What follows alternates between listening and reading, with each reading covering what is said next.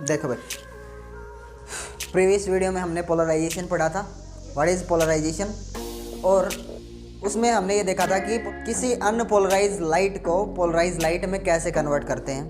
ठीक है, तो अपने पास नेचुरल जो मटेरियल था, नेचुरल मेथड जिससे किसी अनपोलराइज लाइट को हम पोलराइज लाइट में कन्वर्ट करते थे, that is tourmaline crystal. So second method क्या है, किसी अनपोलराइज लाइट को पोलराइज लाइट में कन्वर्ट करने का अपने पास सेकंड मेथड है Nicol prism. What is Nicol prism? Prism तो आपने सुना होगा, तो निकोल क्या है, क्या है निकोल? तो निकोल वाज ए साइंटिस्ट। ठीक है, it is a scientist name, sir William Nicol ने इसको इन्वेंट किया था भाई, इस प्रिज्म को, इसलिए इसका नाम क्या पड़ गया है, निकोल प्रिज्म। क्या इतना समझ में है? प्रिज्म है, बिल्कुल बात सही है, ये प्रिज्म ही है। अब निकोल प्रिज्म बनता कैसे है, अब निकोल प्रिज्म है क्या, सारी चीज़ें हम इस वीडियो में देखेंगे। सो निकोल प्रिज्म, निकल भी बोलते हैं इसको कई, निकल प्रिज्म या निकोल, तो आप प्रोनाउंसिएशन पे मत जाना। ठीक है, अब निकोल प्रिज्म होता क्या है? It is an optical instrument या optical device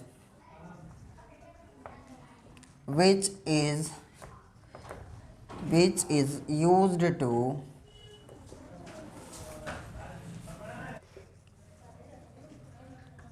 plane polarized light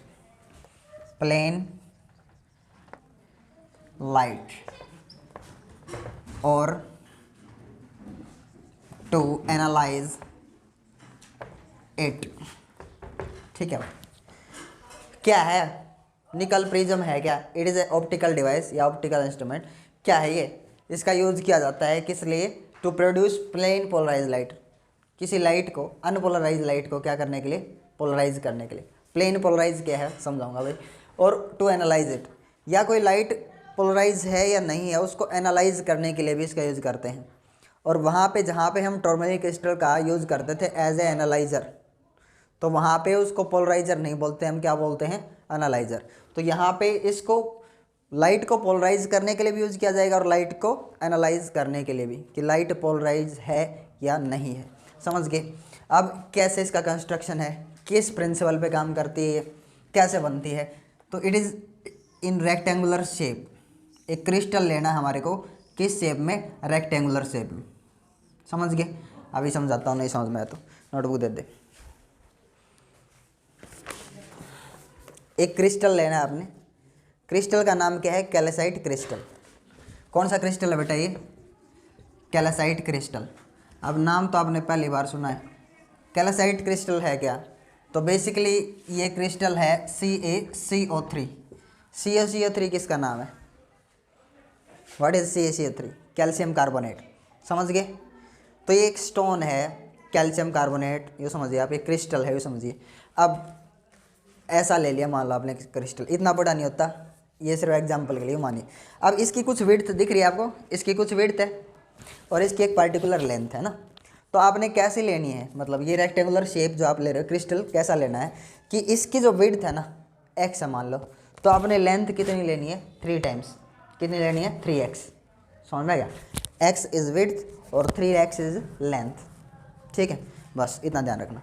अब ये लेंथ क्यों ज़्यादा लिए वो भी बाद में बताऊंगा। अब किस तरह से ये बनानी है, किस तरह से बनेगी, निकल प्रिज्म का कंस्ट्रक्शन कैसा है? तो भाई आप इसको कट कर दीजिए। अगर आप इसको कट कर देते हो, देखो ये तो बिल्कुल 90 डिग्री का एंगल है, यहाँ पे कितना एंगल है? 90 का। तो इसको आप कट कर दो किसी ऐसे एंगल पे, बोथ साइड से। इसको यहाँ से भी कट करना है, यहाँ से भी। समझ में आ गया? अब ये जो एंगल बनेगा ना यहाँ, ये कितना बनना चाहिए? 68 डिग्री। कितना बनना चाहिए? 68। तो ये इस तरह से कट करेंगे हम। यहाँ से कट कर दिया हमने, यहाँ से भी ऐसे कट कर दिया। किस शेप की होती है बेटा? यहाँ पे बच्चे कन्फ्यूज रहते हैं, किस शेप की होती है? रोम्बोहाइड्रल शेप। ठीक है, किस शेप की होती है? रोम्बोहाइड्रल शेप।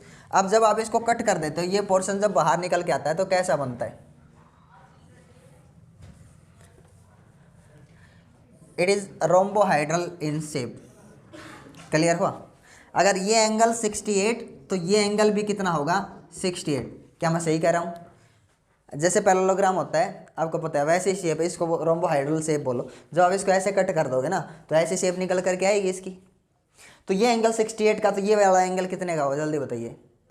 112 112 डिग्री कितना होगा, ये और ये जुड़ के कितना बन जाएगा टोटल 180। समझा क्या, 180 और 180 क्या आता है 360। क्लियर हुआ।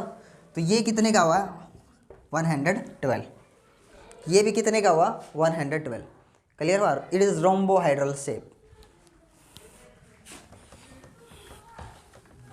बहुत ही आसान है कंस्ट्रक्शन इसका। अब क्या करना है, इसको डायगनली कट कर देना है, डायगनल पे कट करना है, डायगनल पे ऐसे कट कर दो, इसको ब्रेक कर दो डायगनली।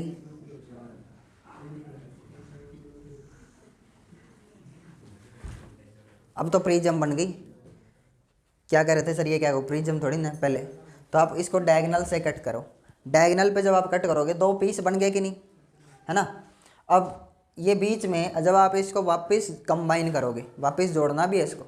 अब ये 2 प्रिज्म बन गए अलग अलग, और बीच में हम एक मटेरियल यूज़ करेंगे इसको जोड़ने के लिए, जैसे सीमेंट यूज़ करते हैं ना ईंटों को जोड़ने के लिए, वैसे यहाँ पे जो मटेरियल यूज़ होगा वो ट्रांसपेरेंट मटेरियल होगा बेटा। कैसा होगा, ट्रांसपेरेंट मटेरियल।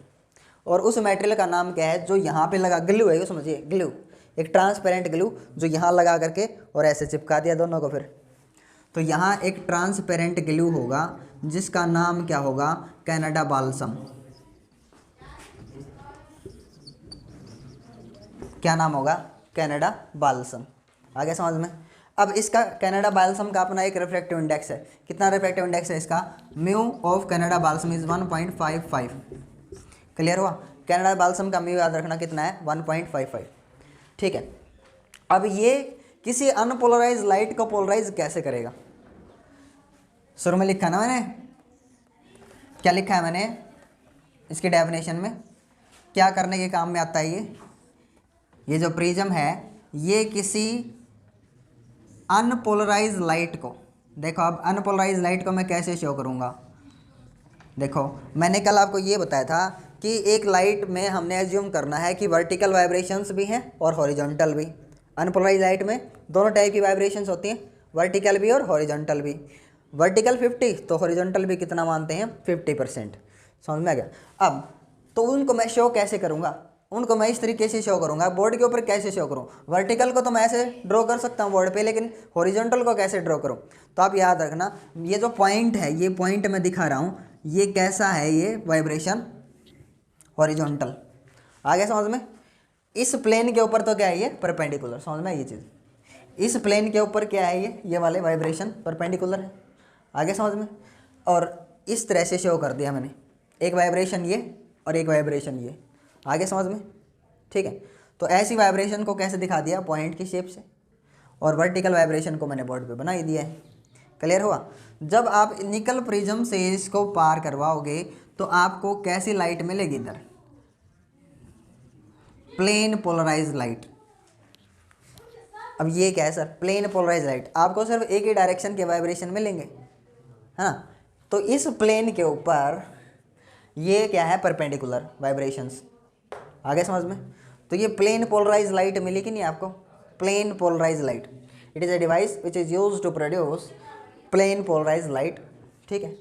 या इसको एनालाइज करने में, एनालाइजर के तौर पर भी दिखाऊंगा आपको, लेकिन आपको समझ में आना चाहिए क्या करूँ। ठीक है। तो इस तरह से जब आप अनपोलराइज लाइट को इस प्रिज्म से पार करवाओगे तो आपको कैसी लाइट मिलेगी, प्लेन पोलराइज लाइट। आया समझ में। अब कैसे मिलेगी, किस प्रिंसिपल पे काम करता है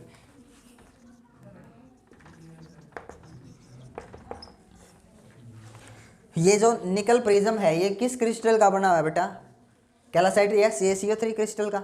अब इस क्रिस्टल की एक एडवांटेज है, खूब भी खासियत, आप कुछ भी समझिए। एडवांटेज क्या है कि ये डबल रिफ्रैक्शन करता है। क्या करता है, डबल रिफ्रैक्शन। कुछ ऐसा क्या करता है, डबल रिफ्रैक्शन। डबल रिफ्रैक्शन क्या होता है समझाइए सर। ये लो भाई, ये नॉर्मल, ये सरफेस, और एक इंसिडेंट लाइट आपने डाली, ये अनपोलराइज लाइट है। अब ये क्या करेगा, डबल रिफ्रैक्शन करता है भाई। कैसा रिफ्रैक्शन करता है ये, डबल रिफ्रैक्शन।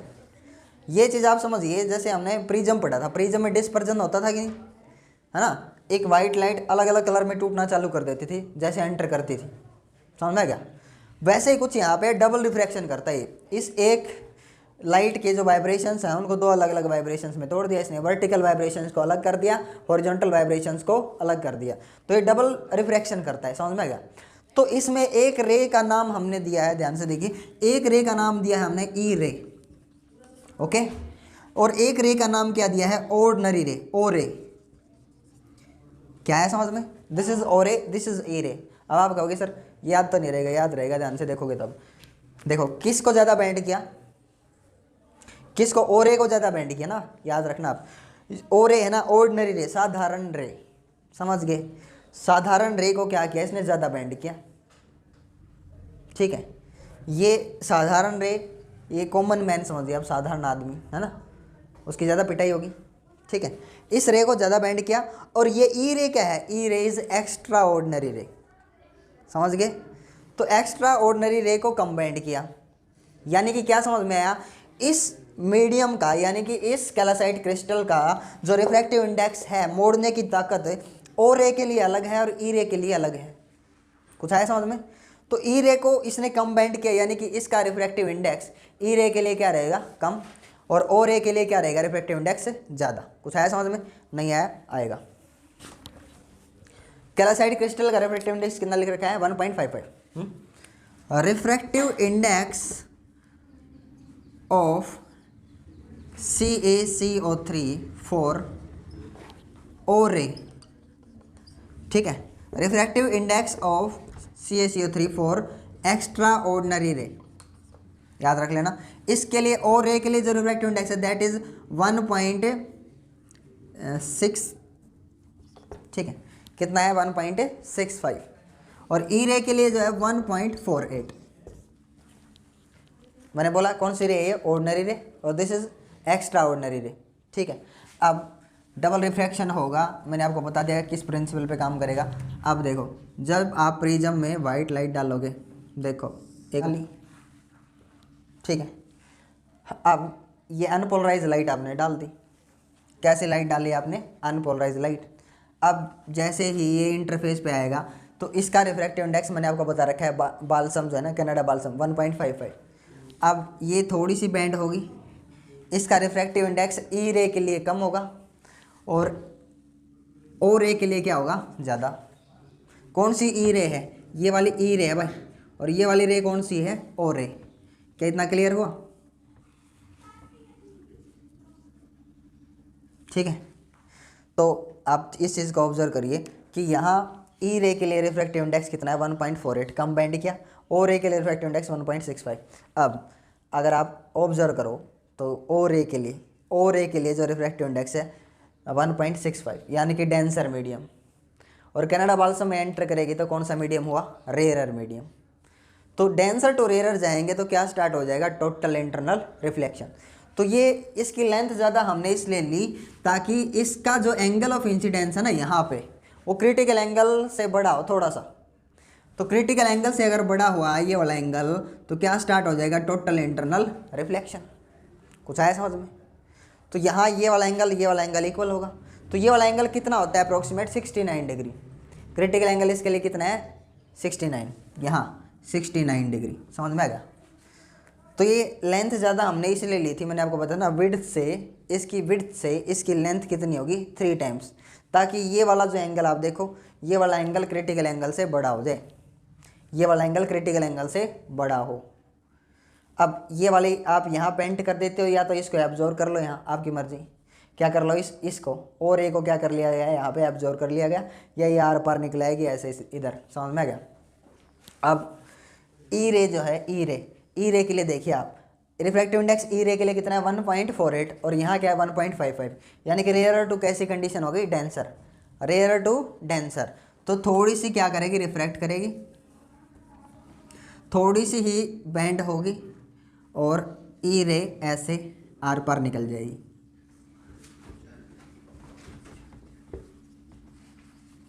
कुछ आया समझ में।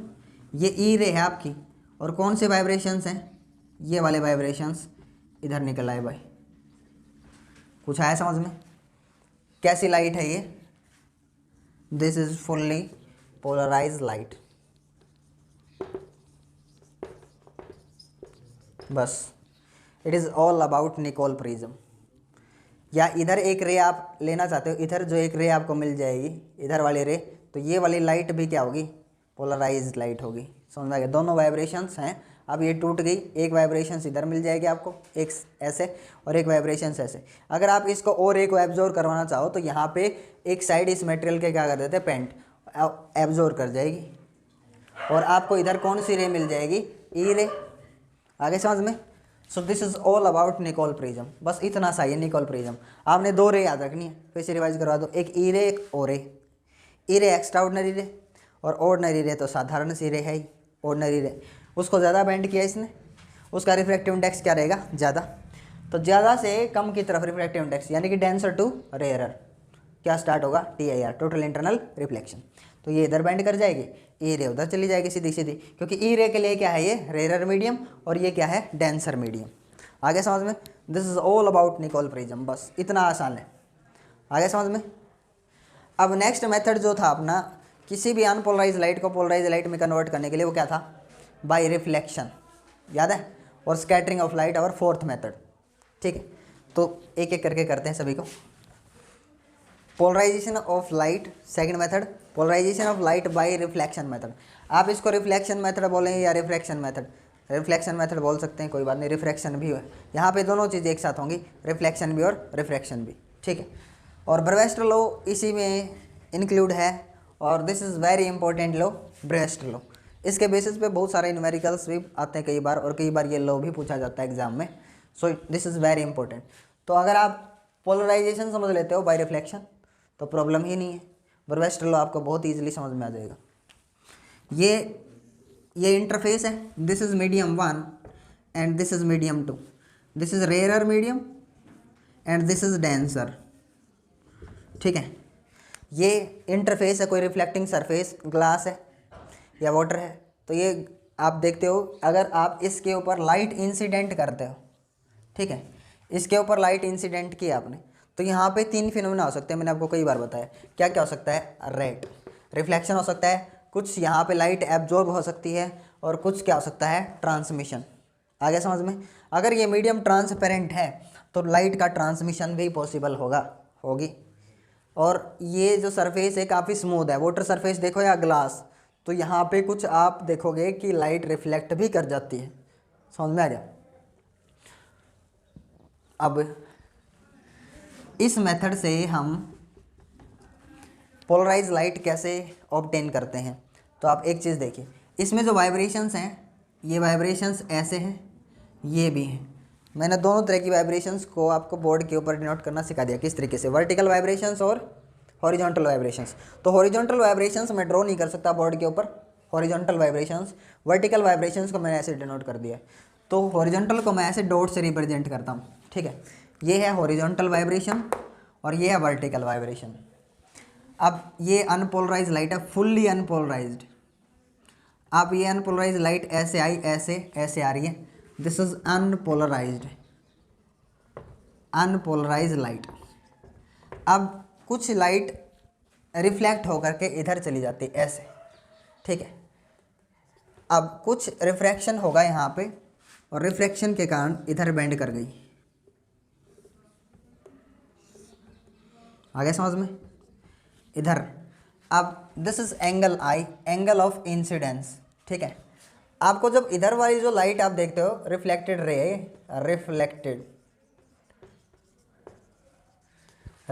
रे, आप जब इसको देखते हो तो इसमें इस तरह की वाइब्रेशंस निकल करके आई है, बस इस तरह की, और एक आधी वाइब्रेशन ऐसे भी। इसमें क्या है, इसमें ये वाली वाइब्रेशंस हैं, ये वाली, और ऐसी वाइब्रेशंस भी हैं। दिस इज पार्शियली पोलराइज, समझाता हूँ, टेंशन मत लो। अनपोलराइज लाइट जब आप इसके ऊपर डालते हो तो कुछ पार्ट रिफ्लेक्ट होकर के उधर चला जाता है। अब ये कैसे समझाएं, आप यूँ समझिए, पेन देना एक, ये जो वाइब्रेशन है ये वर्टिकल वाइब्रेशन है, यूँ मानो, या इसको मानते हैं वर्टिकल मान लो, और ये हॉरिजॉन्टल। तो हॉरिजॉन्टल वाइब्रेशंस को मैंने ऐसे शो किया, हॉरिजॉन्टल वाइब्रेशंस, और दिस इज़ वर्टिकल वाइब्रेशन। ठीक है, अब हॉरिजॉन्टल वाइब्रेशंस ऐसे आएंगे, जब ये सरफेस से स्ट्राइक करेंगे तो इनकी कमर लगेगी एकदम से, कमर लगी यहाँ रिफ्लेक्ट होकर गया, ऐसे गई, कैसी वाइब्रेशन, हॉरिजॉन्टल। इनका एकदम से सरफेस के ऊपर कमर लगी और बाउंस हो गई। अब ये कैसी वाइब्रेशंस है, ये देखो वर्टिकल वाइब्रेशंस, ये तो ऐसे चल रही हैं, ऐसे मतलब जैसे किसी चीज़ को खुदाई करने का काम हो, है ना। तो अगर एक पार्टिकुलर एंगल ही चूज़ किया आपने, एक खास एंगल पर ही ये इस सरफेस के अंदर एंटर करेंगे, ध्यान से सुन लो, एक खास एंगल पर ही गाती चलानी पड़ेगी अपने को। आपने गाती देखी है, मिट्टी की खुदाई करते हैं जिससे काफ़ी शार्प होती है आगे से और ऐसे चलती है वो खुदाई करने के लिए, ठीक है। तो अगर आप इस चीज़ को ऑब्जर्व करो, क्या गाती को आप किसी एंगल पर मार सकते का, मिट्टी में घुस जाएगी, नहीं, उसको एक पार्टिकुलर एंगल पर ही मारना पड़ेगा। ऐसे मार सकते हो, नहीं मार सकते, तो मिट्टी नहीं खुदाई करेगी वो, समझ में आएगा। तो एक पार्टिकुलर एंगल पर ही ये जो वाइब्रेशन है ना, वर्टिकल वाइब्रेशंस, वो इसमें घुसेंगी, समझ में आ गया। और वो पार्टिकुलर एंगल पोलराइजेशन एंगल बोला जाएगा। उस एंगल के ऊपर ही आपको यहाँ पे जो लाइट, रिफ्लेक्टेड लाइट जो आपको मिलेगी, कंप्लीटली पोलराइज मिलेगी उस पार्टिकुलर एंगल पर ही। आगे समझ में, नहीं तो आपको कैसी मिलेगी, ऐसी मिलेगी पार्शियली पोलराइज। एक आधे वाइब्रेशंस ऐसे भी आगे इसमें, वर्टिकल हॉरिजॉन्टल तो हैं ही, वर्टिकल भी आगे। अगर आप इसको फुल्ली पोलराइज देखना चाहते हो तो आपको इस लाइट को किसी खास एंगल पर ही इसके ऊपर इंसिडेंट करना होगा, अदरवाइज ये जो वर्टिकल वाइब्रेशंस हैं ये मिट्टी में नहीं घुसेंगे। समझिए यहाँ मिट्टी नहीं है, हमें बताइए यहाँ कौन सा सरफेस है, डेंसर मीडियम, यहाँ वाटर सरफेस या कुछ भी आप ग्लास सरफेस मान सकते हो, समझ में आएगा। टेंशन लेने वाली बात नहीं है, एग्जाम्पल मैंने आपको बता दिया। एक पार्टिकुलर एंगल पर ही इधर जो आपको रे ऑफ लाइट मिलेगी that is completely 100% polarise. Otherwise angle को आप उस एंगल से कम या ज़्यादा करते हो, इस एंगल को उस एंगल से कम या ज़्यादा करोगे तो उधर कम्प्लीटली पोलराइज लाइट आपको नहीं मिलने वाली। आ गया समझ में।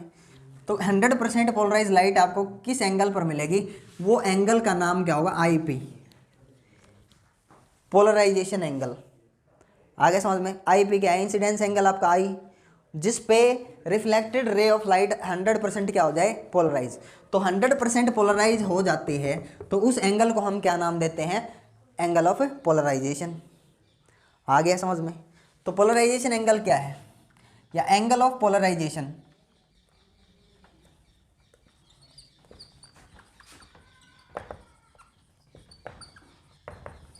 the angle of incidence, the angle of incidence at which we get fully reflected polarized light, ठीक है। फुल्ली पोलराइज लाइट आपको जब मिले उस एंगल पे, called angle of polarisation, angle of polarisation और ब्रेवेस्टर एंगल।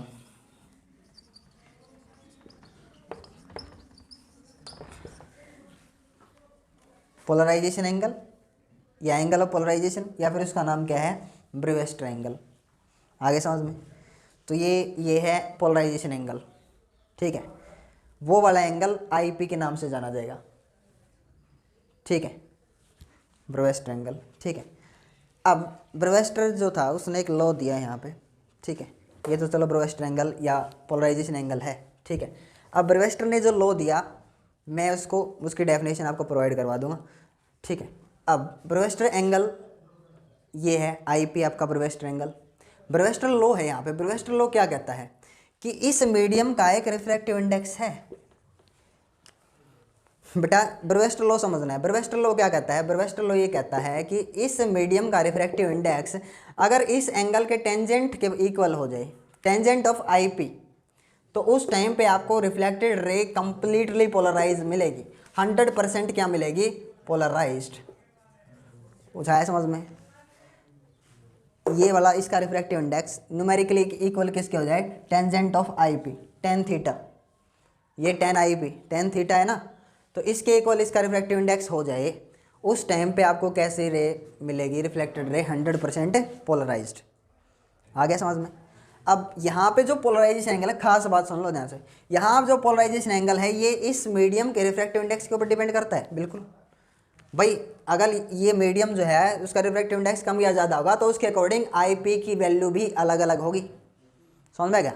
अगर आप इस एंगल से कम, आईपी क्या है समझ में? आईपी वो वाला एंगल है जहाँ पे आपको रिफ्लेक्टेड रे कैसी मिलती है, 100% पोलराइज्ड। अगर आप इस एंगल से कम करते हो, कम किया आपने तो ये कितनी पोलराइज मिली, 50%। और कम किया कितनी पोलराइज मिली, 20%। इस एंगल से बढ़ाया आपने, कितनी पोलराइज हुई, 70%। तो ये एक खास एंगल है जिस पे पोलराइज या 100% पोलराइजेशन आपको मिलता है, कंप्लीटली पोलराइज रिफ्लेक्टेड लाइट आपको मिलती है। आगे समझ में? और ब्रेविस्टर लॉ क्या है, मैंने आपको बता ही दिया कि इस मीडियम का रिफ्रैक्टिव इंडेक्स इसके इक्वल होना चाहिए। समझ में आ गया? आया समझ में? तो जब ऐसा होगा इस कंडीशन में, जब आपको ये वाली रे of light, reflected ray of light आपको 100% पोलराइज मिलेगी, उस टाइम पे ये इसके इक्वल, टेंजेंट आईपी के इक्वल। और जो रिफ्लेक्टेड रे और रिफ्रैक्टेड रे है ना बेटा, रिफ्रैक्टेड रे, इन दोनों के बीच जो एंगल होगा दैट इज 90 डिग्री। इट इज ऑब्जर्व्ड, इसका कोई प्रूफ नहीं है। जब ऐसा होगा ना, आईपी आपका इसका रिफ्रैक्टिव इंडेक्स इक्वल हो गया, आईपी टेंजेंट आईपी और ये refractive index equal numerically value, और ये जब आपको 100% पोलराइज मिल गई तो रिफ्रैक्टेड रे और पोलराइज्ड रे के जो बीच का एंगल है वो कितना होगा, 90 डिग्री। It is observed by Brewster. समझ में गया? आया कि नहीं आया? लिख भी देता हूँ मैं। It is observed, it is observed that at tangent IP angle between incident ray, sorry, reflected ray and refracted ray is 90 degree. ठीक है, जो आपका आईपी है पोलराइजेशन एंगल पे, पोलराइजेशन एंगल आईपी है, उस टाइम पे इन दोनों के बीच का एंगल कितना होगा, 90 डिग्री। आगे समझ में? ठीक है,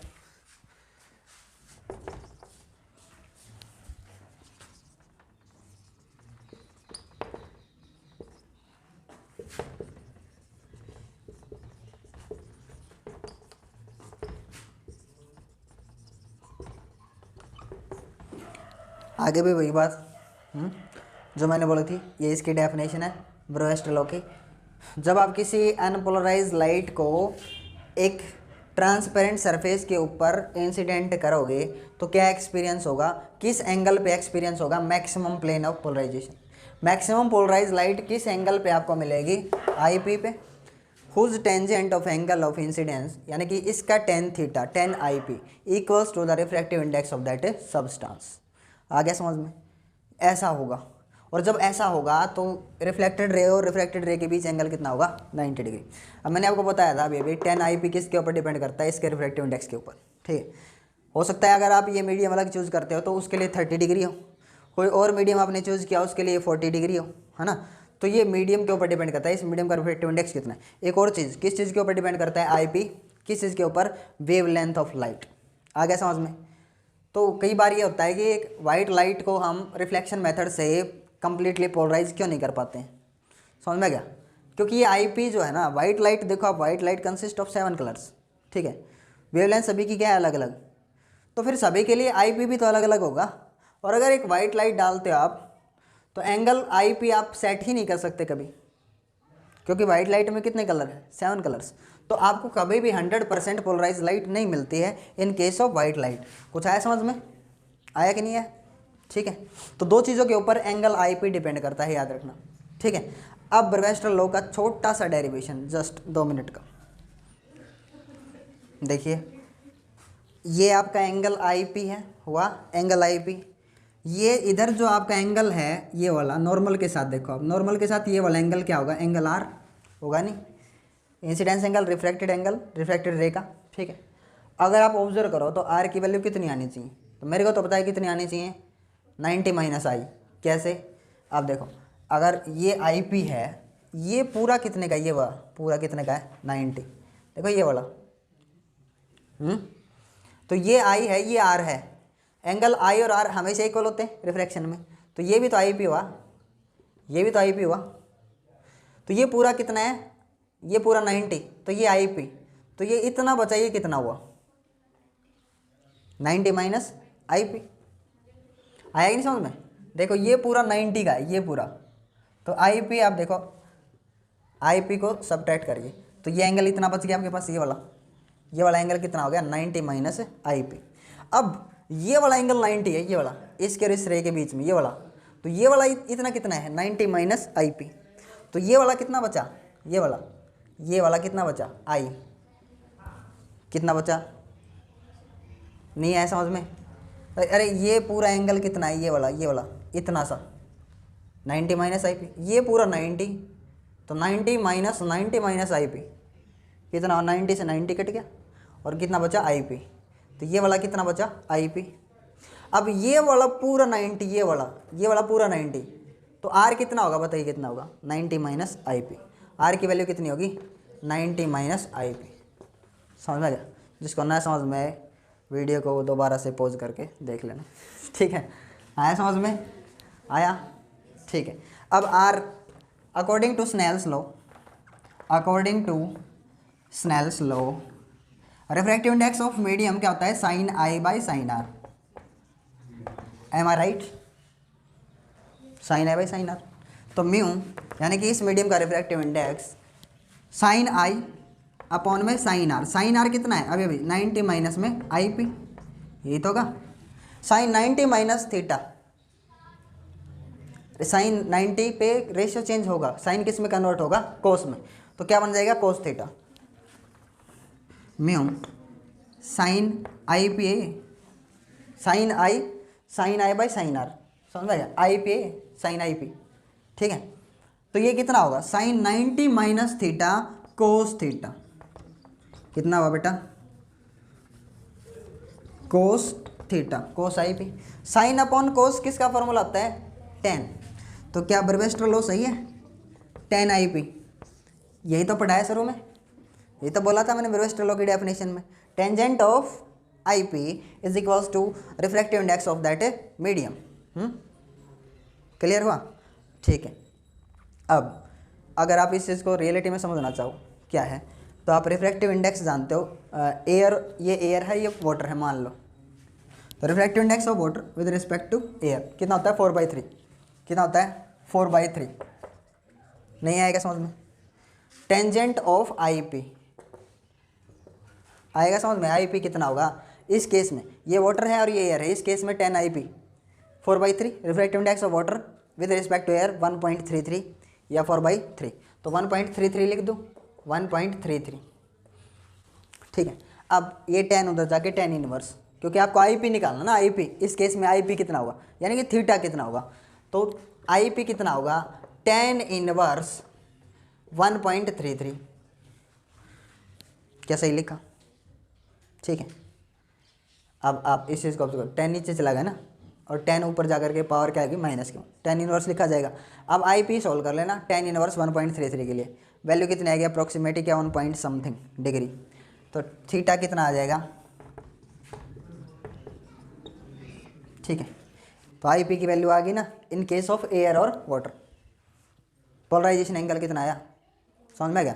और अगर ग्लास होता तो ग्लास के केस में आप देखो, ग्लास का रिफ्रैक्टिव इंडेक्स 1.55, ठीक है? कितना है रिफ्रैक्टिव इंडेक्स है 1.55 ग्लास का, तो उस केस में 10 इनवर्स 1.55, ठीक है? ग्लास का रिफ्रैक्टिव इंडेक्स याद है क्या, कितना 1.5 है ना, तो 1.5 रखो आप इसको, तो ये आई पी ग्लास के केस में कितना आएगा 56.3, तो 1.5 है, 1.5 लिखो या 1.52 या 1.55 कोई प्रॉब्लम नहीं है। तो 1.5 रिफ्रैक्टिव इंडेक्स ग्लास का, 10 आई पी कितना होगा 10 इनवर्स 1.5, 10 इनवर्स 1.5 कितना होगा 56 पॉइंट समथिंग, आगे समझ में? तो उस टाइम पे आई पी का जो वैल्यू है कितना होगा 56 डिग्री, आगे समझ में? ये आई पी निकाल ले पोलराइजेशन एंगल अलग अलग जोड़े के लिए, किसके लिए, ग्लास और एयर के लिए। क्या जोड़ा है, कुछ नहीं जोड़ा, 10 इनवर्स की वैल्यू है ये, 10 इनवर्स 1.3 की ये वैल्यू है, और ये tan इनवर्स 1.5 की वैल्यू क्या होगी 56.3 समथिंग, तो आई पी आ गया। अब दोनों मेथड मैंने आपको बता दिए हैं। ब्रूस्टर लॉ आपको बता दिया है। ब्रूस्टर लॉ क्या है, ये जो है ना ये एंगल 90 का रहेगा, ये बहुत इंपॉर्टेंट कंडीशन है। रिफ्लेक्टेड रे और रिफ्लेक्टेड रे के बीच एंगल कितना रहेगा 90 डिग्री। आगे समझ में। और next method is polarisation of light by scattering, बहुत ही आसान। फोर्थ मेथड क्या अपना, polarisation of light by scattering, ठीक है। स्कैटरिंग ऑफ लाइट क्या है, मैंने आपको बताया है कई बार, लाइट का बिखरना, डिस्पर्ज होना, स्कैटरिंग ऑफ लाइट है। मैंने आपको बोला है कि अगर मान लो आप एक लड्डू देख रहे हो, आप लड्डू को दीवार के ऊपर फेंक के मारो, बिखर जाएगा, रेत या मिट्टी का लड्डू। तो वैसे ही जब सनलाइट आती है तो जो छोटे छोटे सस्पेंडेड पार्टिकल्स रहते हैं एयर एटमॉस्फेयर में, एटमॉस्फेयर में क्या रहते हैं, छोटे छोटे सस्पेंडेड इम्प्योरिटीज़ हैं, धूल कण वगैरह कुछ।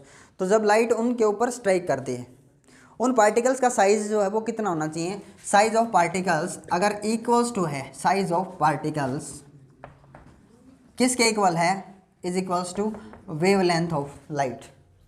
लाइट की जो वेवलेंथ है उसके इक्वल अगर साइज, तो क्या करेगा स्कैटरिंग, पार्टिकल्स के ऊपर लाइट आएगी, लाइट स्कैटर कर जाएगी। मान लेते हैं दिस इज जेड डायरेक्शन, ठीक है, ये जेड, ये एक्स डायरेक्शन और दिस इज़ वाई। आपकी मर्जी, कोई भी आप कोऑर्डिनेट चूज कर सकते हैं, एक्स वाई जेड, इसको जेड मान सकते। और यहाँ वो पार्टिकल है जहाँ लाइट आकर के इंसिडेंट करेगी, स्ट्राइक करेगी यहाँ। अब इसमें सभी टाइप के वाइब्रेशंस हैं, ऐसे, ठीक है, और ऐसे। भाई दो ही दिखा पाऊंगा ना मैं, तो यहाँ पे मैंने बोला था, ठीक है, वर्टिकल और हॉरिजॉन्टल, तो मैंने ऐसे दिखा दिया, हॉरिजॉन्टल है ये, वर्टिकल है मान। तो ऐसे लाइट ऐसे आ रही है, अनपोलराइज लाइट इसके ऊपर ऐसे आई, ठीक है। अब जब साइज़ इसके इक्वल है, इसकी वेवलेंथ के इक्वल, तो यहाँ ये वाली लाइट स्कैटर होगी और इधर वाले ये वाले वाइब्रेशंस आपको स्कैटर होकर के मिलेंगे, होगी ना polarise. This is scattering of light. Size of particles equals to किसके इक्वल होना चाहिए, वेवलेंथ, ठीक है, वेवलेंथ और लाइट के इक्वल। उस टाइम पे लाइट स्कैटर होगी और स्कैटरिंग में आपको जो लाइट मिलेगी उसके बाद वो कैसी होगी, पोलराइज लाइट। आगे समझ में। तो ये आसान है, कोई इतना ज़्यादा इंपॉर्टेंट भी नहीं है, लेकिन आपको पता होना चाहिए स्कैटरिंग से भी हमें क्या मिलती है, पोलराइज लाइट। आगे समझ में। Wave optics is completed by me today, ठीक है।